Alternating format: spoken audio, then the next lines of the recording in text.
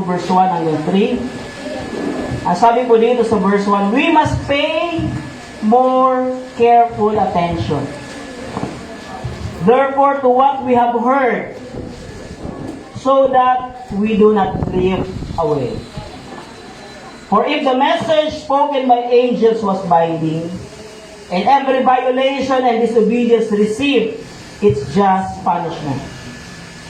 Verse 3, how shall we escape if we ignore such great salvation?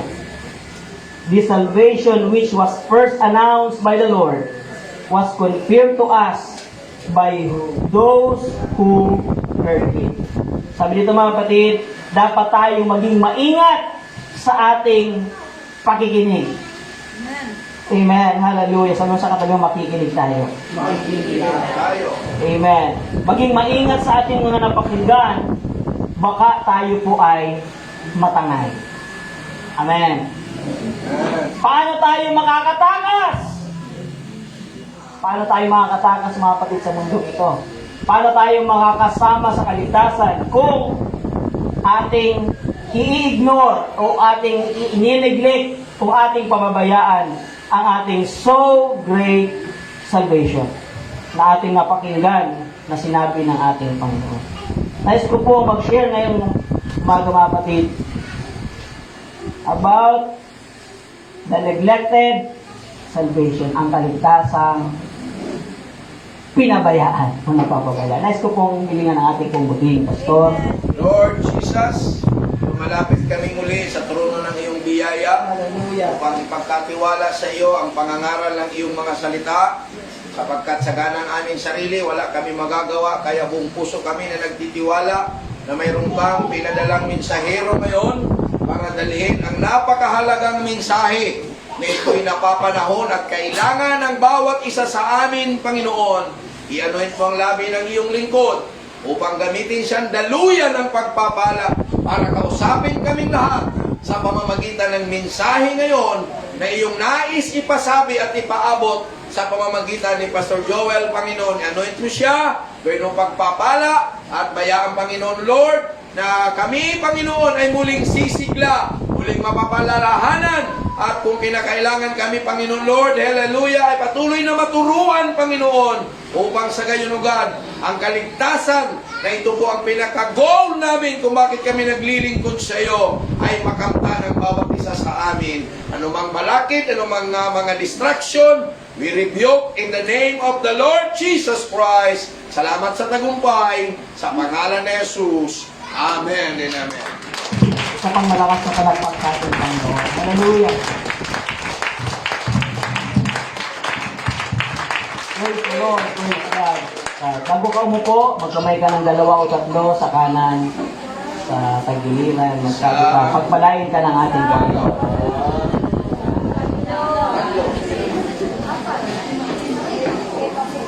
Hallelujah. And you may sit down, mga kapatid. Praise God.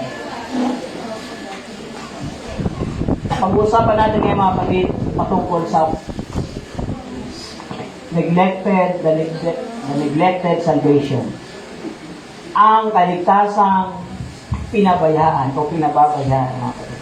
Lahat po ng mga pinapabayaan, mga kapatid, ay nasisira. Right. Kahit gaano pa kagandang bahay, kung walang nag-aasikaso, amen, yan po ay maaring masira. Ano man yan, sasakyan, pwede po yung masira. Amen. Hallelujah. I hope na nakaka-relate po ang bawat sa atin. Maging ang pamilya, kapag ito po ay ating pinapabayaan, pinapaubayan natin sa mga gadgets, amen, ginagawa natin babysitter yung mga gadgets kaysa sila po ay gabayan, bago sobrang busy tayo sa ating mga trabaho, mga kapatid. It's okay na maging trabaho magandang buhay. Pero yung mapabayaan natin yung ating kayamanan, unang-una na po doon ang ating pamilya, ay hindi na po ito maganda. Dapat po mga kapatid, tayo po ang siyang dapat magbibigay ng atensyon sa ating po mga pamilya, mga kapatid. Kaya ngayon, ang mga kabataan, kapag hindi po natin pag hindi natin napagtuunan ng pansin, imbis na sila magiging masunurin, may time magbasa ng salita ng Diyos. Amen. Hallelujah. Napapabayaan. Amen. Yung mga anak ay ang gagaling mag-swipe. Kaya yun ang nakikita sa ating mismo. Sabi mo sa katabi mo, huwag ka nang magtago. Praise God. Sabi mo sa katabi, relate. Proverbs 22:6, ating pong i-train ang ating mga anak sa mga daan na dapat nilang lakaran. Upang sa kanilang pagtanda, hindi po nila ito hiniwalayan. Kapag dinala mo sila palagi sa church, kalalakihan na lang nila, tatanda sila mga kapatid, magkakaedad, na sila po ay nasa gawain ng ating Panginoon.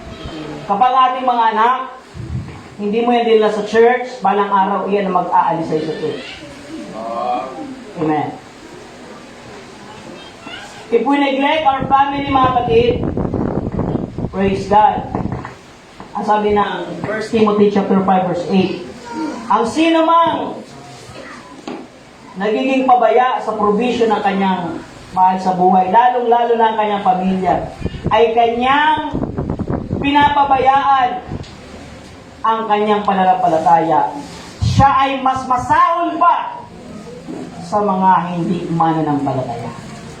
Sabi sa katabi mo, at ganon, kapag ang ating pong panahon na dapat inuukol sa gawain ng Diyos, amen, praise God, nakasama natin ating pamilya, na dapat tayo po ay lumalago.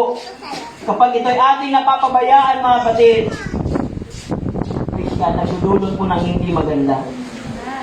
Amen. Hindi ka taka-taka, mga kapatid, kung bakit may mga kapatiran ng iba nandun sa church, ramdam na ramdam nila ang presensya ng Diyos pagpasok pa lang nila sa church, mga kapatid.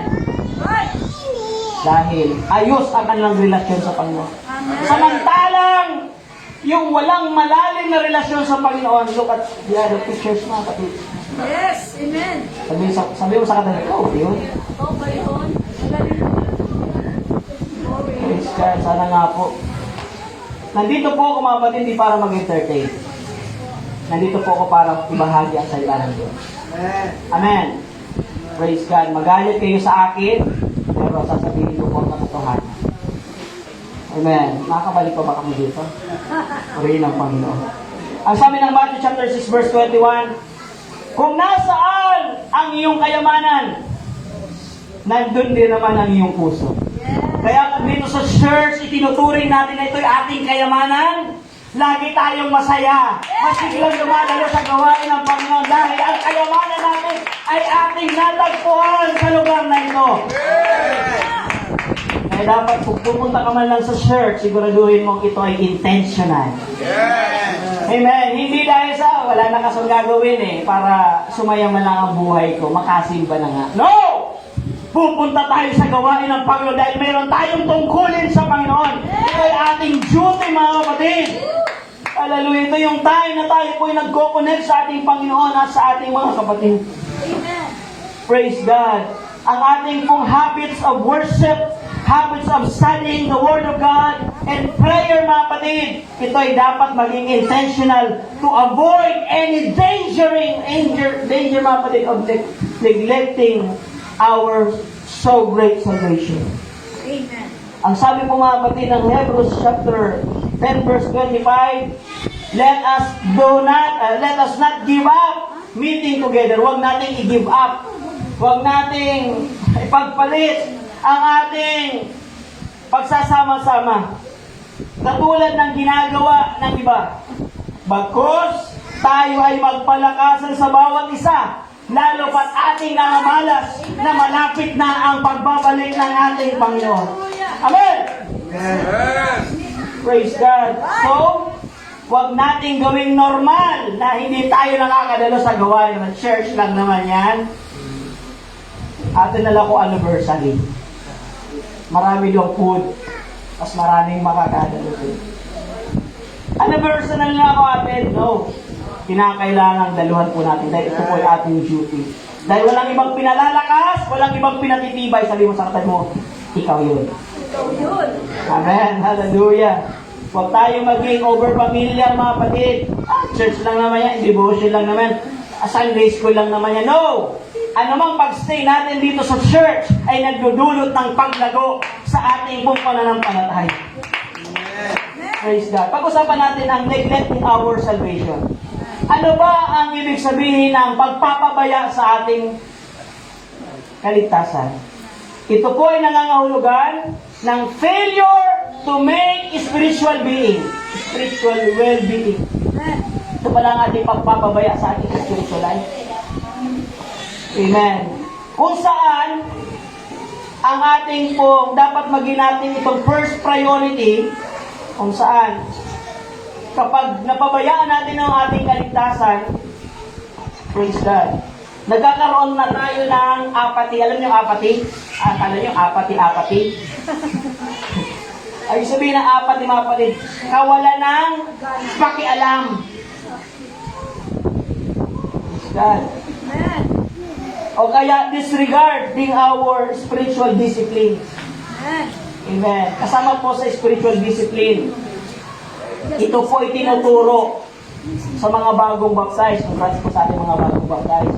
Tinuturo po tayo ng ating spiritual duties, Christian duties, na kinakailangan lumalim tayo sa prayer, lumalim tayo sa reading of the Word, lumalim tayo sa study of the Word, lumalim tayo mga sa ating mga worship. Church, huwag nating papabayaan yung ating po mga tungkulin bilang mananampalataya dahil dito talaga tayo nabubuhay. Amen! Hallelujah! Ito talaga ang buhay natin. Diba awit natin, buhay ko na, purihin ka, buhay ko na sa'yo'y sumamba. Amen. Wala nang ibang nanaisin pa, kundi pasalamatan ka. Salamat sa Panginoon. Hallelujah. Amen. Sa kanyang biyaya na tayo po'y laging buhay pa. Laging may lakas pa dahil meron pang ipapagawa ang ating Panginoon sa bawat isa sa atin. Meron tayong laging bagong hininga. Amen. Praise God. Great is the faithfulness of God, mga kapatid. Amen. Hallelujah. Patuloy pa tayo binibigyan ng chance ng ating pong Panginoon. Ano ang ibig sabihin, mga kapatid? Kung medyo mababaw pa ang ating pong pundasyon, church, let us build our Christian lifestyle. Amen. Amen. Hallelujah. Ito ba ibig sabihin ng lifestyle? Yung ating kinagawian. Sa ating mga tahanan, may iba-iba tayong lifestyle. Amen. Meron tayong iba't ibang pinasanayan. Pag ganito uri na okasyon, ito ang gagawin. Kapatid, huwag natin papabayaan. Meron tayong Christian lifestyle. At saan natin yan na-develop, mga kapatid? Sa ating pagdalo sa luwain natin kung Panginoon. Sa magitan ng ating pag-cooperate, mga kapatid, sa gawain ng ating Panginoon. Lahat ng ating gagawin, praise God, gawin natin ito ng may pananampalataya. Tayo ay laging gagawa, mga kapatid, ginagawa natin ito dahil mahal natin ang ating Panginoon. Naglilingkod tayo sa Diyos dahil mahal natin ang ating pong Panginoon. At patuloy natin binibigyan ng kalayaan ng banal na Espiritu na makakilos sa ating mga buhay. Amen. Sabi ng Apostol Pablo sa mga taga-Colosas, anumang ating ginagawa sa salita o sa gawa, Amen. praise God, gawin natin ito, praise God, nang nagmumula sa ating mga puso. Amen. Praise God. Sapagkat ating nalalaman na ating tatanggapin ang gatimpala kung naglilingkod tayo sa ating pong Panginoon. Kung ginagawa natin ito para sa ating pong Panginoon. Hallelujah, hallelujah. Hebrews chapter 13 verse 16, do not forget to do good. Huwag nating kalimutan na gumawa ng mabuti sa harapan ng Panginoon. Na ating ibahagi, amen, ang mga ating pong kung ano meron tayo at ang ating mga ginagawang sakripisyong ito, nalulugod ang Diyos. Amen. Nalulugod ang Panginoon sa iyong pagpapagal. Nalulugod ang Panginoon sa iyong mga sakripisyo. Praise God. 2 Chronicles chapter 29 verse 11, the Lord has chosen you. Pinili ka ng Panginoon upang makatayo sa kanyang presensya. Upang maglingkod sa kanya. At iyong At iyong i-lead ang tao at iyong dalhin ang tao, mga kapatid, sa pagsamba. Amen. At maialay ang iyong mga pagsamba sa ating pong Panginoon. Ating mailapit sa Diyos ang ating pong mga alay. Amen. Praise God. Kapag lalapit ka sa Panginoon, laging may alay. Right. Amen. Hallelujah. Ang sino mang lumalapit, mga kapatid, sa Panginoon, laging may alay. May alay tayo ng ating pagpupulit, pagsamba sa ating pong Panginoon. Amen. Church, danger. May danger po, mga kapatid, kapag nagpabaya tayo. Ano mangyayari sa isang manampalatayang pabaya? Hallelujah. Anong sabihin ng drifting? Aanuhin ka. Mga kapatid, sa isang sa Kristiyano, mga kapatid, wala pong neutral. Mga motorista, gusto ko kayong kausapin. Amen. Right. Wala pong neutral. Kapag ikaw huminto sa paglilingkod sa pan-automatic, backward ang dating po niya. Ang tumingin niya. Wala pong neutral. Meron sa iyong aagos. Merong mga kapatid. Merong puwersa, merong current, mga kapatid. Yes. Ang sabi ko, mga kapatid, ng ating key verse, mga kapatid. Hallelujah. Hallelujah. At ibinasa kanya, for this reason, verse 2 yan, mga kapatid. Chapter 3, verse 2. For this reason, we must pay closer, verse 1. Attention to what we have heard. Bigyan natin ng atensyon ang ating pong pinakikinggan. Amen. Amen. Upang tayo ay hindi anurin. Kung may lugar ditong anuran, inanuran. Doon inaanod yung mga ano mga tao, ano mga bago ako din. Tinawag inanuran kasi siguro maraming inaanod doon. We must pay more attention. Dahil hindi mo alam, inanod ka na pala, nandun ka na sa inanuran. Pumapalakpak ka, pero hindi mo alam, inanod lang yung damdamin, wala na dito. Nandito ka sa church, pero inanod lang yung kaisipan doon sa ibang mga bagay. Ano sa kapalimutan ko kayo? Okay, magbibigay lang po ko sa inyo ng ilang facts. Katunayan patungkol sa drifting. Okay, ano ba ang facts about drifting? Number 1, drifting has no effort. Paano ba magpapaanod? Wala kang gagawin. Steady ka lang. Ito yung panahon na wala kang pastor na pinapakinggan, ayaw mo ng correction. Ito yung time na ayaw mong lumago. Okay na ako dito, pastor. Okay na ako pag-Sunday. Okay na ako dito. Kunting palakpak, kunting punta, minsan hindi. Church, ang isang taong walang pinagawa, Amen. ang tendency po niyan, i-drifting siya. Aanurin siya. Yung buhay na Kristiyano na pagiging parang kuya-kuyakoy, amen, hallelujah. Tingnan mo yung katabi mo kung nakakuyakoy. Tingnan mo, ay, mamaya na tayo. Kapag ang isang Kristiyano boring sa church, walang ginagawa, Amen. ang tendency niyan, aanurin mga kapatid. Sa church, boring siya. Amen. Pero sa ibang mga bagay, siya pa ang, siya pa yung aktibo. Amen. Hallelujah. Praise God. Ang sabi ng Proverbs chapter 18 verse 9, one who is slack in his work is better one who is good. Ang isa daw mga kapatid pala na laging walang ginagawa. Ang mangyayari mga kapatid, hindi na nga siya nakatulong. Siya pa minsan ang makakasira. That's right. Amen. Ito yung mga tao mga kapatid na maraming nakikita. Yes. Alam mo, bigayin na naman yan, pledges na naman yan. Ano naman yan? Kabigayin na nung nakaraan. Sila yung mga taong walang ginagawa, pero mahilig maghanap. Tuloy pa ba natin ito? Tuloy pa ba natin ito? Gusto ko lang ipaalala, mga kapatid, yung mga taong walang effort, walang ginagawa. Sila yung mga taong mabilis matangay. Kung sino na mga kapatid yung mga hindi giver, faithful sa church, sila pa yung mga ang daming butas na nakikita. Amen. Hallelujah. Ang sabi ng Proverbs chapter 24 verse 30 hanggang 34. Sabi ni King Solomon, pumunta ako doon sa lugar ng taong tamad na walang ginagawa. Lagi steady lang. Tinignan ko yung kanyang vineyard. Amen. At nakita ko na ang taong ito ay meron siyang void understanding. Hallelujah. Kung saan tumutubo na ngayon yung mga tinik. Hallelujah. Nandun na yung mga bato. Yung kanyang mga bakod ay nasira na. Amen. Kaya sabi niya sa verse 34, ang kunting tulog mo lang, yung kunting tulog, pwede itong magdulot mga kapatid sa slumber, pagkabuwan. Pwede itong magdulot mga kapatid ng poverty. Yes. Hindi po masamang matulog. Sabi sa katanungan ko, okay lang kunting tulog. Basta wag sa church. Amen. Tulog ka. Kapatid, hindi naman masamang matulog. Pero tingnan mo naman yung tinutulugan ng minsan. Praise God.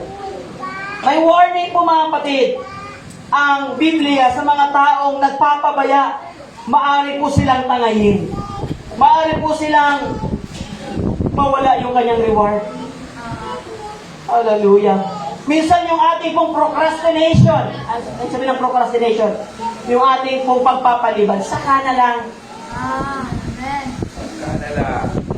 Hallelujah. Mamaya na lang. Mapatid yung procrastination and laziness, hindi po ito maganda sa isang Kristiyano. Maari pong magdulot ito na mapabayaan natin ang ating mga spiritual responsibilities. Amen. Hallelujah. Hallelujah. Thank you, Jesus. Ang sabi ng Proverbs chapter 6 verse 6, tingnan mo yung mga taong langgam. Ay, mga taong langgam tuloy. Mga langgam. Mga langgam. Ano sabi? Sila ay iipon sa panahon ng tag-init, mga kapatid. Yes. Tingnan mo ang mga langgam o taong tamad. At tingnan mo, pag-aralan mo ang kanilang mga lakad at ikaw ay tatalino. Kaya, fact about drifting has no effort. No effort. Anong ginagawa? Steady lang. Number 2,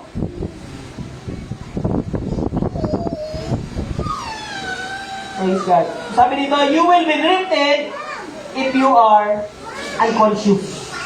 Okay. Amen. Kapag ikaw ay unconscious, pwede kang i-drift. Kapag ikaw ay nagpabaya, mga kapatid. Amen.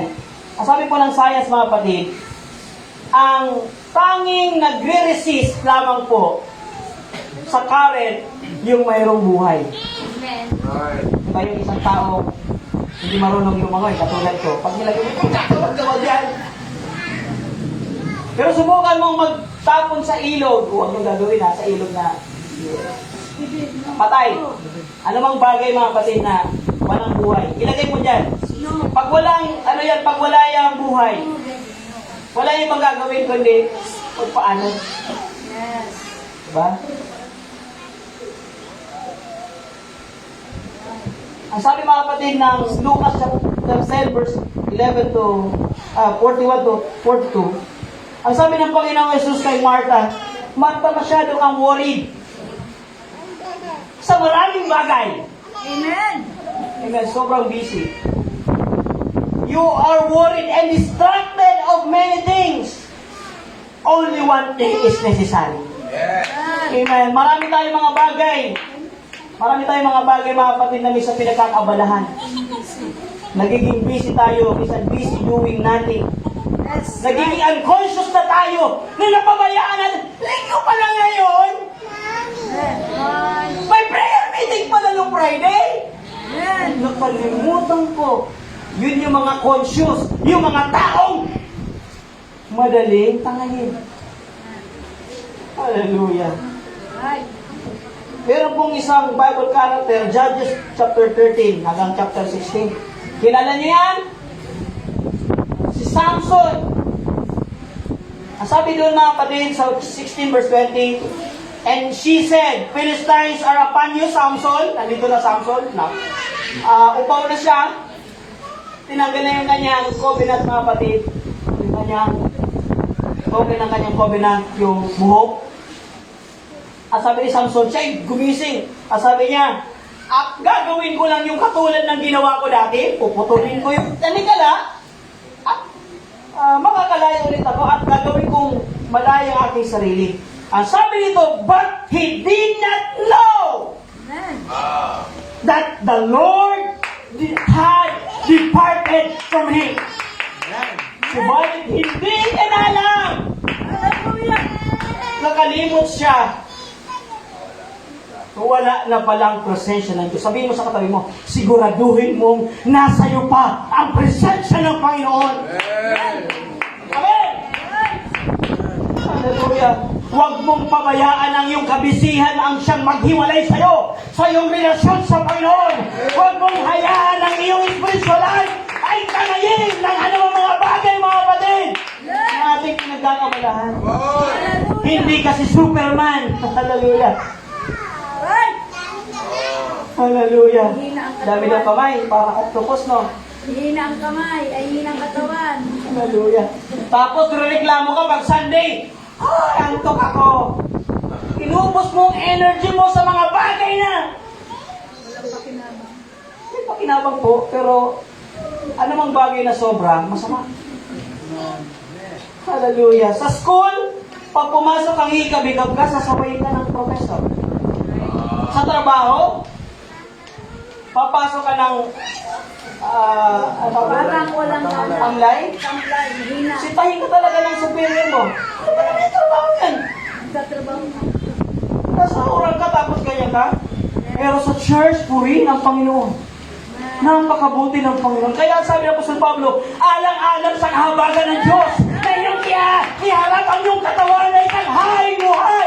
Banal na kaya-aya sa Diyos na sa iyong katampatang pagsamba.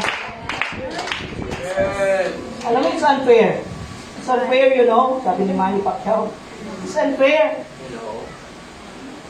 Hallelujah. Minsan, sobrang dami natin ginagawa para ma-please ang sino man. Pero hindi na pala nalulugod ang Diyos.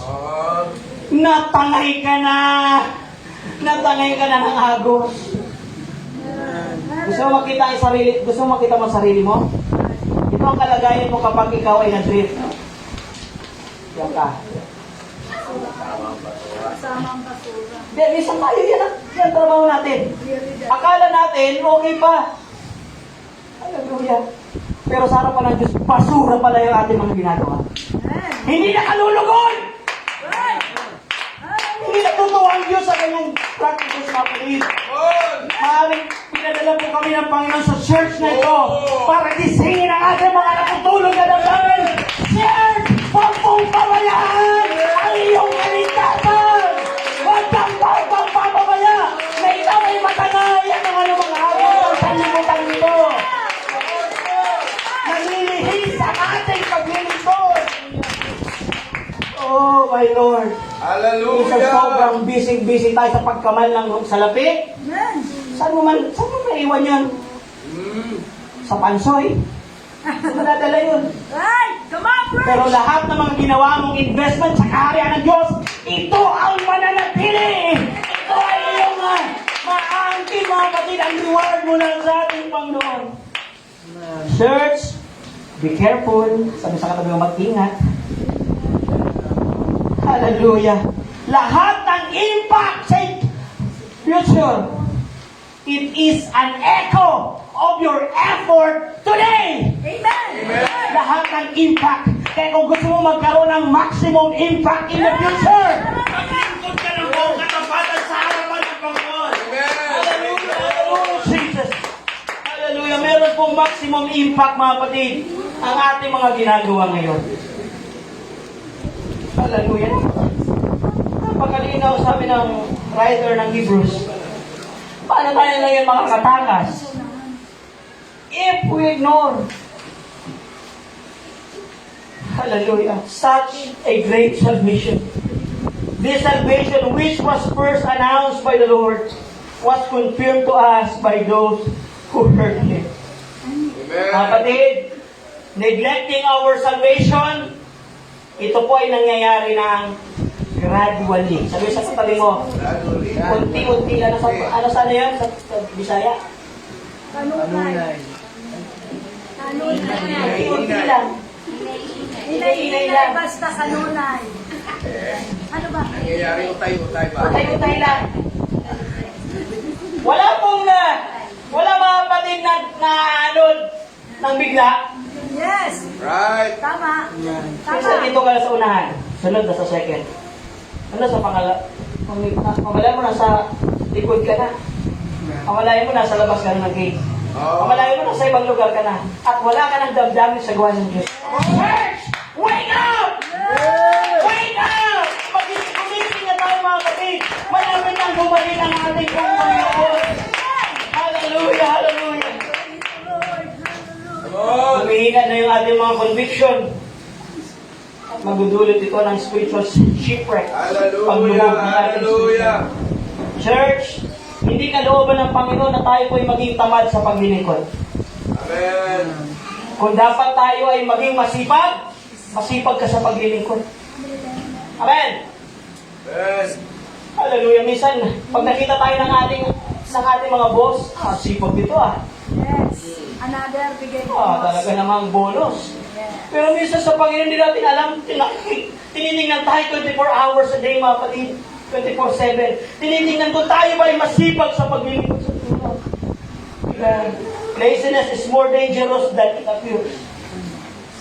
Kapag tamad tayo sa paglilingkod sa Diyos, nanakawin ito yung blessing na dapat nasa iyo. Ang tataka ka yung kapatid mo, pinagpapala, ikaw ngayon. Dati lang. Hallelujah. Kapag ang kapatid mo blines, magpasalamat ka sa Diyos. Amen. Dahil kung siya blines, hindi mo sukat akalain pagpalain siya na pag, ikaw pa kaya? Sabi mo sa katabi mo, next na tayo. Maaring mahadlangan yung ating mga potential at maaring mag-grieve ang puso ng Diyos kapag tayo po ay naging pabaya sa ating paglilingkod sa Panginoon. Pero salamat sa banal na Espiritu ng Panginoon, tinutulungan tayo upang ma-overcome ang lahat ng mga ito. Ang Espiritu ng katamaran, mga kapatid, at ito ay tumutulong sa atin na maging masipag, maging diligent, mga kapatid, maging faithful na mga katiwala ng ating pong Panginoon. Amen. Hallelujah. Meron pong warning. Pag nakita po natin yan sa anumang lugar, meron tinatawag na danger. Danger. Hallelujah. Kapag meron ng ganyan, tuloy-tuloy pa tayo sa ating ginagawa, wala tayong adjustment. Oh. Hallelujah. May problema mangyayari. Oh. Ano ang number 1 na magiging panganib sa isang Kristiyano?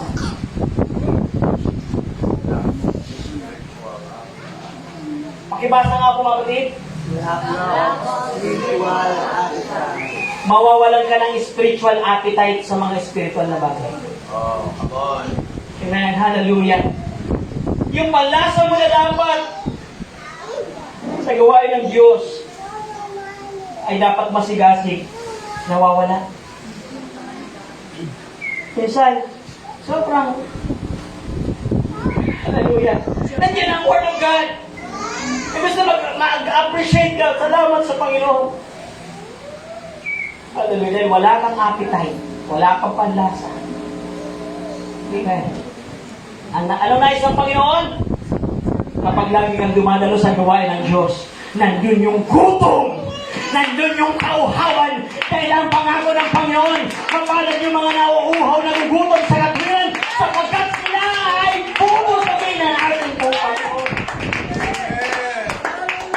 Sabi ng John chapter 4 verse 34, ang pagkain ko ay yung gawin yung kalooban niya ang nagsugo sa atin. Church, na ang ating po maging sustenance, ang ating po motivation sa ating paglilingkod sa Panginoon.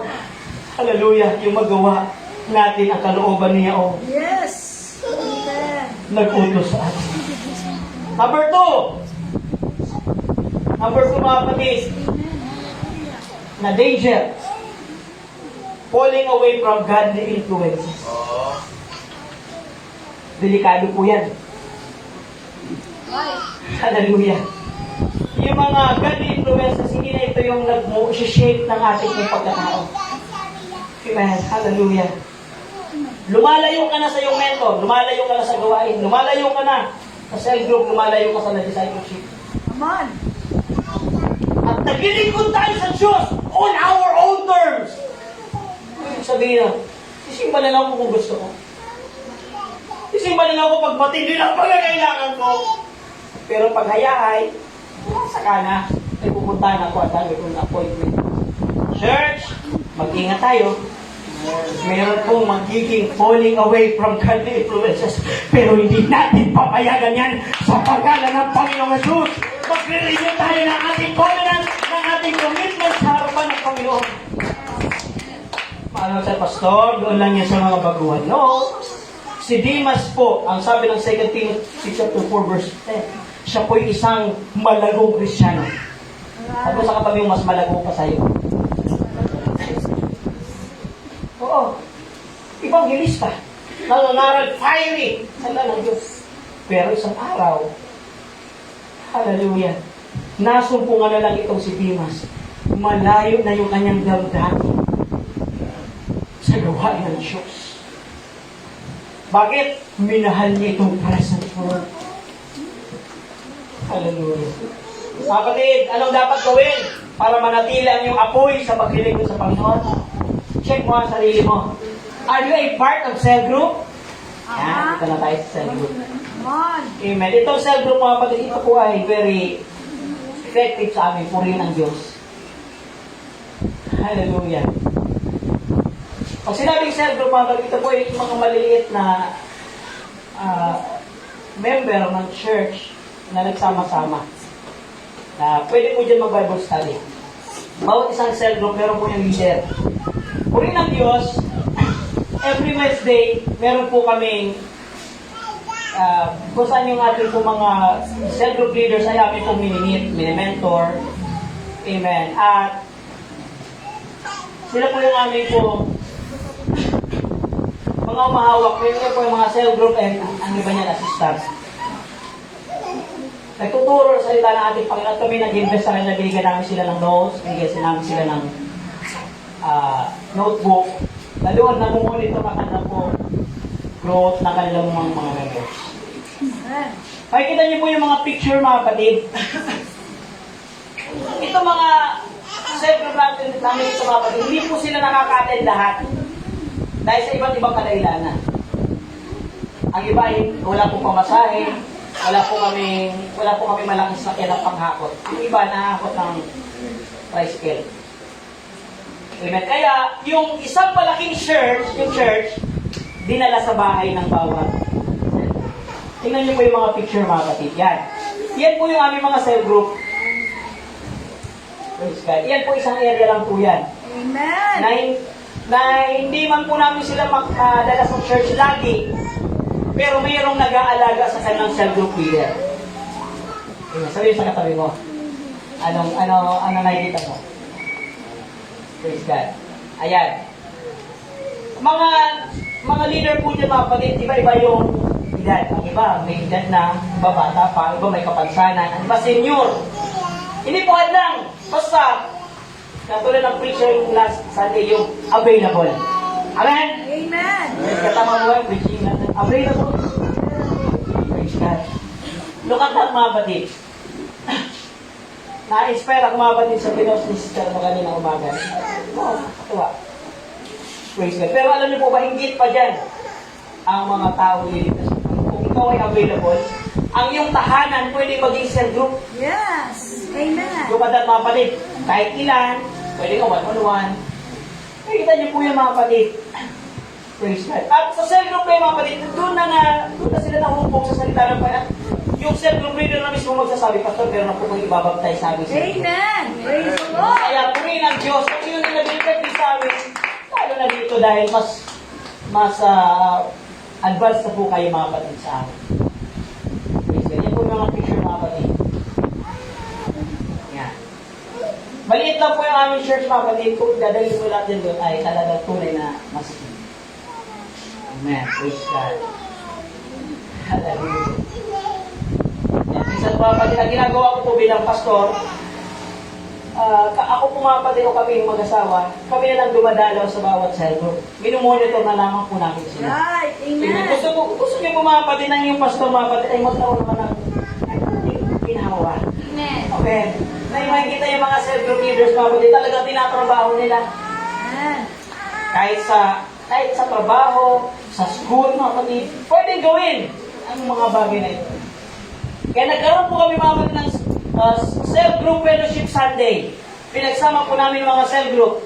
Ito po sila. Amen. Praise the Lord. First time. Nagkaroon po ng gathering yung cell group. Kung lukat na ito aming church, mga kapatid, maliit lang po yan. Amen. Kung cell group pa lang, dadalhin mo na sa church, masikip po mga kapatid. Buti pa kayo may aircon, kami po wala pa. Okay. At nagkaroon po kami ng pangalawang pagkataon na ginagar po namin ang mga cell group. Look at that. Amen. Mga cell group lang po yan. Mayroong mga taong kumikilos po yan. Amen. Puri ang Panginoon. At nung last June 14, church anniversary, dito po yung nakaten po dyan yung ating pong pastor. Amen. Nakaten po yung, karamihan po nakaten po dyan mga kapatid ay mga cell group. Amen. Hallelujah. Kaya, ang pagpaparami mga kapatid ay hindi po ito mahirap kung mayroong magtatrabaho. At hindi lamang po tayo basta-basta by quantity, kundi gusto natin by quality. Yes. Right. Amen. Kaya minumungkahi ng yung mga likod ng ating pong Panginoon na makiisa po tayo sa gawain ito dahil nais ng Panginoon magligtas pa ng marami. Hindi kalooban ng Diyos na ililigtas niya sa lugar na ito ay mga tayo lang. Lahat po tayo dito may relatives. Lahat po tayo dito mga kapatid may kamag-anak na dapat pang maabot ng salita ng Panginoon. At ang gagamitin ng Panginoon para sila'y maabot sa katagong ikaw.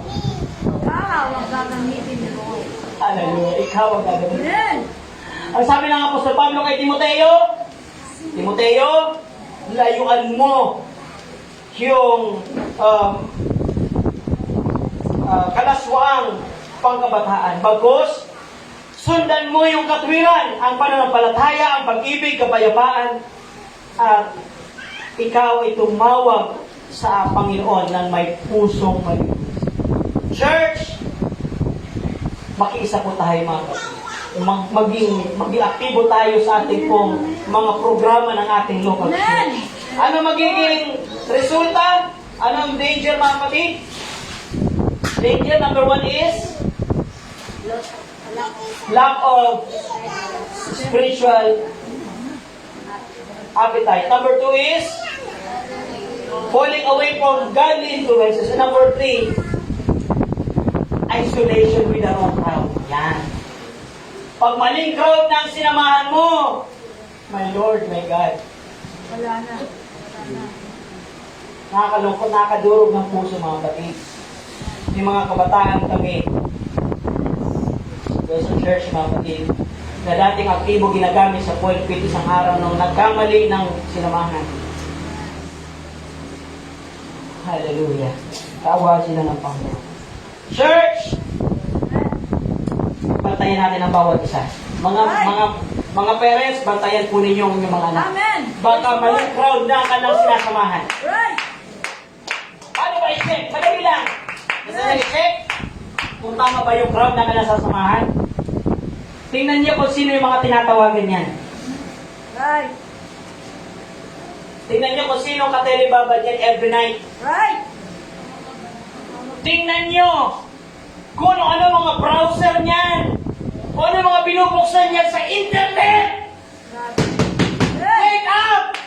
Mga kapatid, check! Come on. Napakadali lang. Hallelujah, napakadali lang.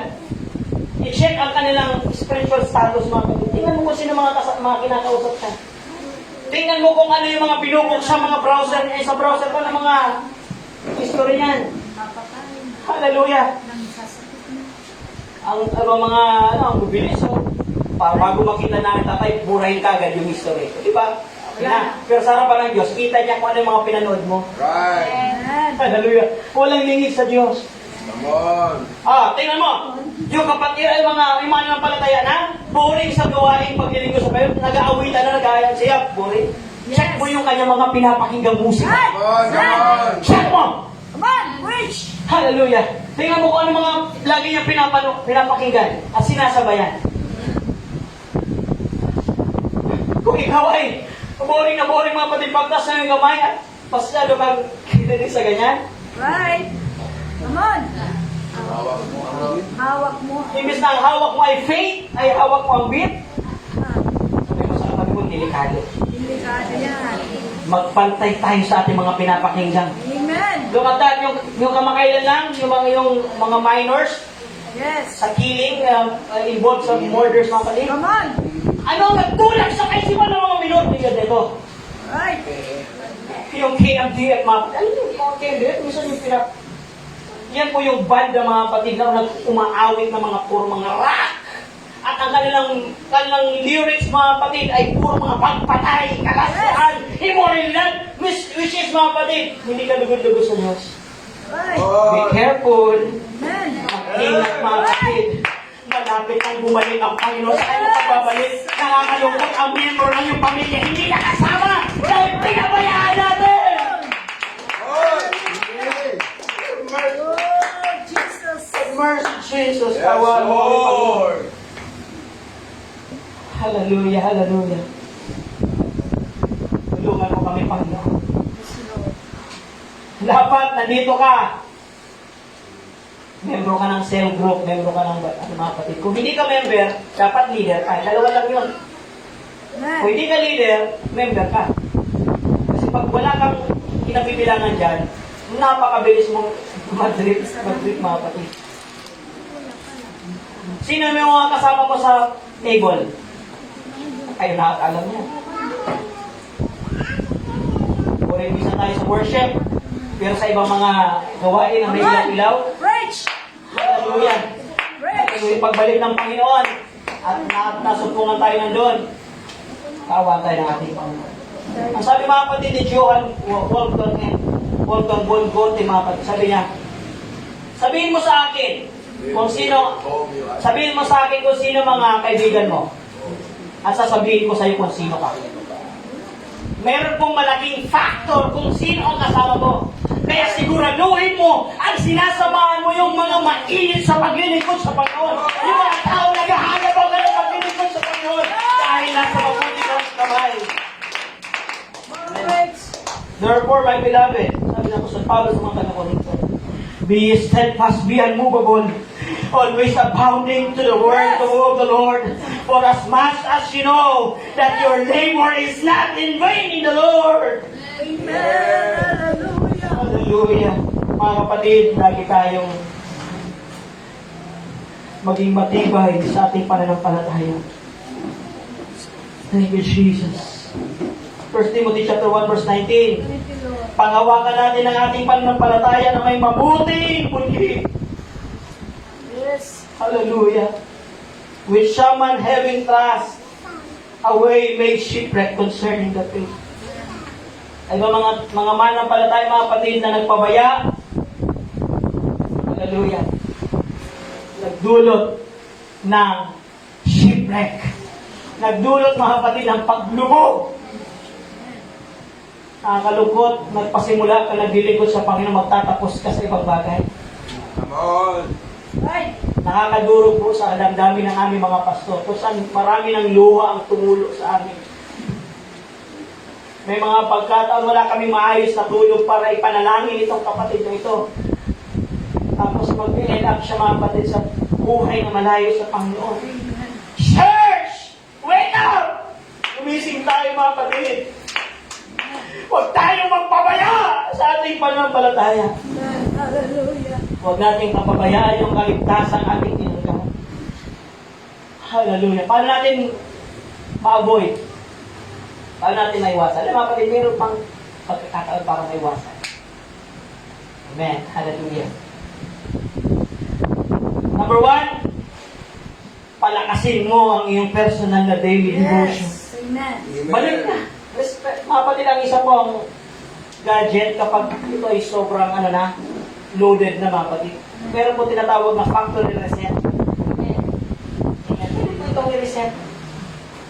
Amen. Yung mga nagpapabigat dyan, nagpapabagal. Reset mo yung mga kapatid at magiging kang parang bago.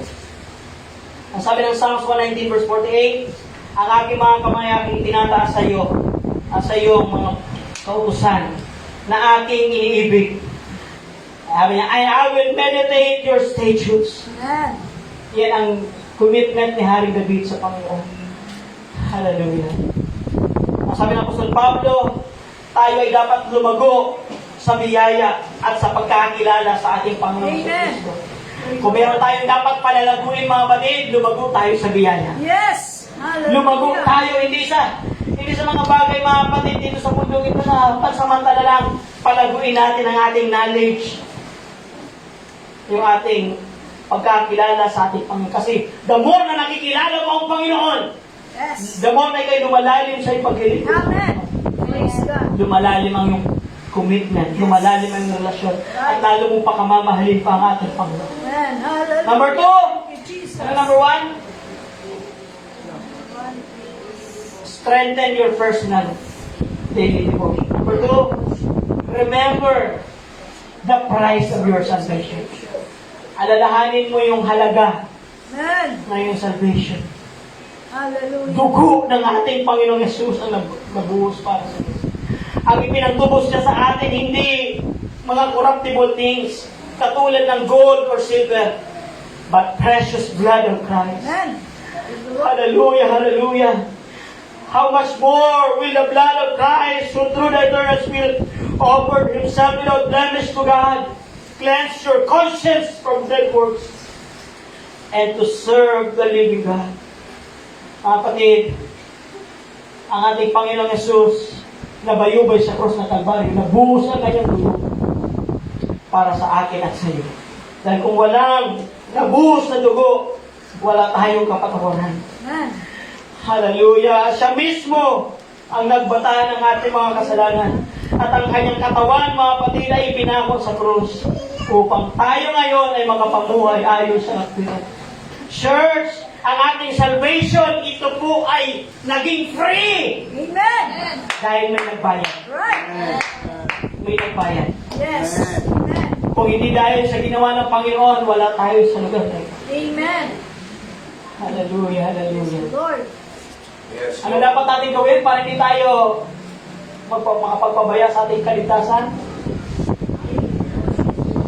Strengthen your daily devotion. Number 2, remember the price of your salvation. Number 3, mga kapatid, be anchored in God. Dapat konektado ka sa Diyos. Amen. Yes, okay. Merong kapatid tayo sa Panginoon nagdala sa'yo dito. It's okay. Pero wag na wag mangyari.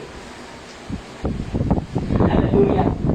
Na naglilingkod ka lang sa Panginoon dahil sa nag-akay sa'yo.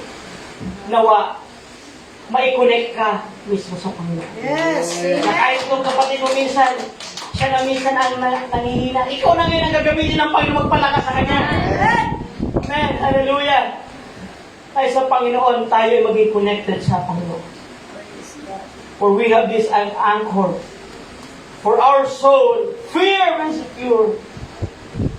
Amen. Tayo po ngayon ay naka-anchor o naka-angkla.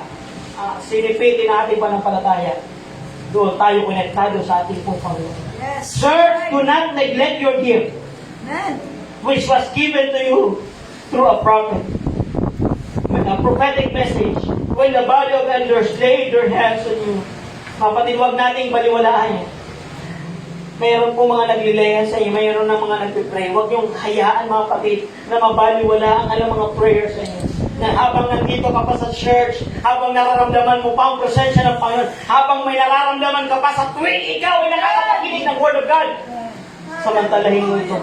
Dahil darating ang araw, mawawalan ka na ng gana kapag tayo ay nagpapayan. Amen. Hallelujah. The word of the Lord spoken through angels prove unalterable, and every transgression and disobedience receive a just penalty. Kapatid, ng salita ng Panginoon. Ito'y sinabi. Sa Old Testament, kapag nagkasala, patay. Right. Pero salamat sa Diyos, nandito tayo sa panahon ng biyaya.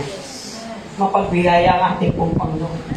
Pero nais ko pong sabihin sa inyo, meron pong parusang mas mabigat. Doon, sa kung saan, hallelujah, how much sorer punishment suppose he shall he be thought worthy, who hath trodden under the foot of the Son of God, and counted the blood of the covenant wherewith he was sanctified and unholy, and hath done despite unto the Spirit of grace. Church, kung sa Old Testament pinarusahan ng Diyos yung mga taong disobedient, alam niyo ba sa paghukom, ang parusa ng Diyos doon sa mga tao, mga kapatid, na hindi tumalima sa Ebanghelyo. Pinangaralan mo, dinala mo sa church, ayaw. Pero alam niyo mga kapatid, may mas mabigat pang parusa doon sa mga hindi tumanggap. Doon sa alam mo na ang katotohanan, Right. Good. alam mo na ang Word of God, alam mo na ang salita ng Diyos, subalit nagpabaya ka. Amen. Winalangsay natin ang ginawa ng Panginoon. Kung may parusa yung mga hindi tumalima, mas mabigat ang parusa doon sa nakakaalam na ng katotohanan. Subalit pinabayaan niya. Church, ang sabi ng banal na kasulatan, how shall we escape? Paano tayo ngayon makakatakas?